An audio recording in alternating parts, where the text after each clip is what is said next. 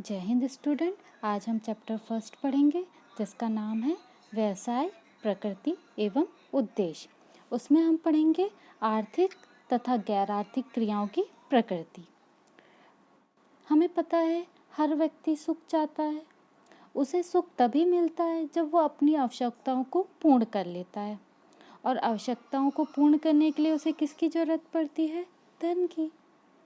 धन की प्राप्ति के लिए मनुष्य विभिन्न प्रकार के कार्य करता है, प्रयत्न करता है, जिन्हें हम आर्थिक क्रिया कहते हैं।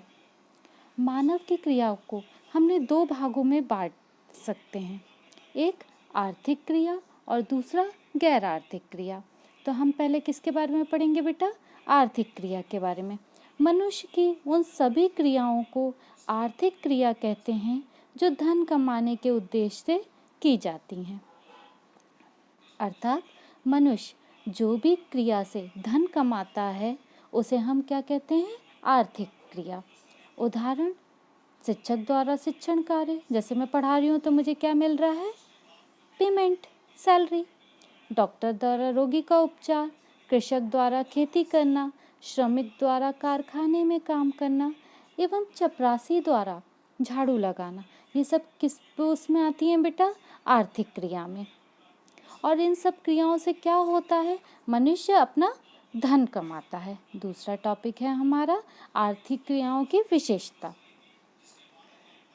धन अर्जित करने के लिए जो भी क्रियाएं की जाती हैं उसे क्या कहते हैं हम?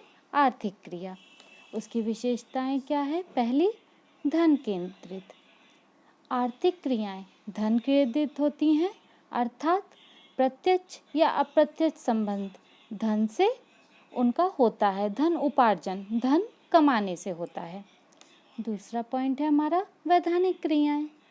आर्थिक क्रियाएं में केवल ऐसी ही क्रियाएं शामिल होती हैं जो वैधानिक क्रिया हों। अवैधानिक क्रियाएं आर्थिक क्रियाओं में शामिल नहीं होती हैं। अवैधानिक, अब आप बोलेंगे अवैधानिक क्रियाएं कौन सी होती हैं?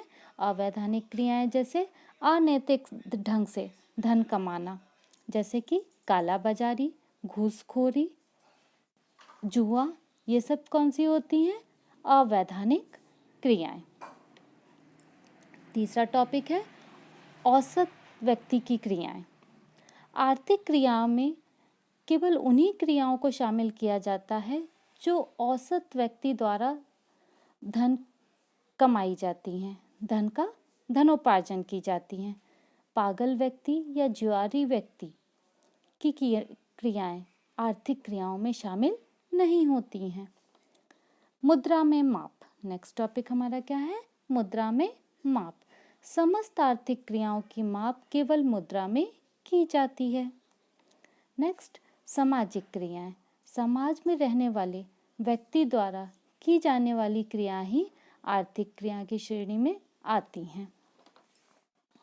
अब हमें कुछ आर्थिक क्रियाओं के उदाहरण भी हम ले सकते हैं, जैसे माल का उत्पादन, विक्रय व वितरण, माल का परिवहन, बैंक द्वारा निक्षेप स्वीकार करना, बीमा व्यवसाय, गोदाम में माल का भंडारण, विज्ञापन, डॉक्टर का पेशा, वकील का पेशा, अस्पताल में नर्स द्वारा सेवा, सार्वजनिक या निजी क्षेत्र में उद्योग में काम करने वाले कर्मचारियों की सेवा, ये सब किस में आ जाती हैं? आर्थिक क्रियाओं में। अब हमारा नेक्स्ट टॉपिक क्या है बेटा? गैर आर्थिक क्रियाएं। गैर आर्थिक क्रियाएं वो क्रियाएं कहलाती हैं जिनका धन कमाने या धन प्राप्त करने से कोई संबंध नहीं होता। इन क्रियाओं का उद्देश्य मौद्रिक लाभ प्राप्त करना ही होता है। ये क्रियाएं कैसे होती हैं? स्नेह से मिलती हैं। स्नेह, मित्रता आदि से वशीभूत होकर की जाती हैं।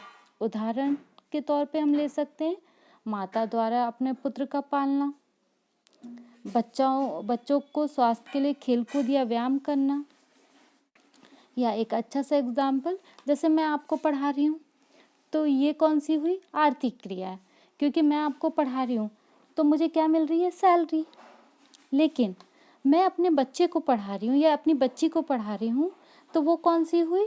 गैर आर्थिक क्रिया, क्योंकि मैं अपने बच्चे से कुछ मुझे उससे सैलरी या कमीशन कुछ नहीं मिलेगा। मुझे उससे क्या मिलेगा? मैं किस लिए उसे पढ़ा रही हूँ?